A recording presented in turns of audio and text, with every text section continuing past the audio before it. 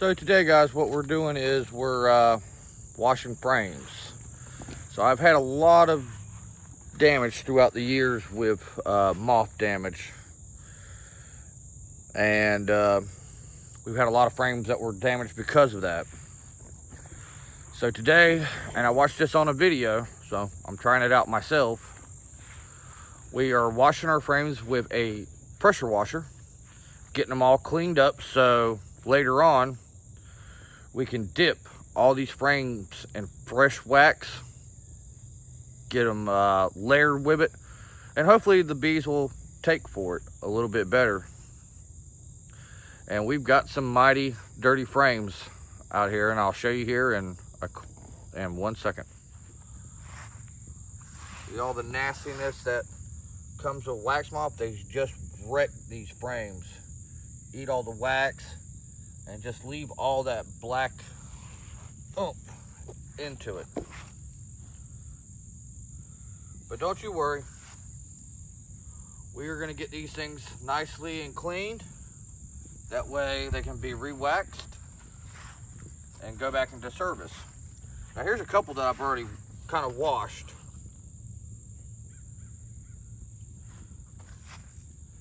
And I know you're looking at the yellow one saying, or the yellow on this, and saying, no, that's not washed. That's actually a little bit of wax still caught into the cups. But they're cleaned up and just enough to where they can be waxed and the bees will take them. Hopefully, because bees do not like plastic. And that right there is a plastic foundation. If you put that into a hive right now, the bees would never draw on that. So I'm going to go ahead and get the tripod set up and get the pressure washer on. And we're going to get a couple of these frames washed out. Get them turned over, get them re-washed, and hopefully that now that the sun is starting to come out, they'll dry a lot faster. Once they're dry, we'll start putting them into a plastic tote for storage. And when my wax gets in here, we'll start waxing them. Probably around January is when I'm hoping to do it, right before everything starts to kick back off here in North Carolina for honey productions.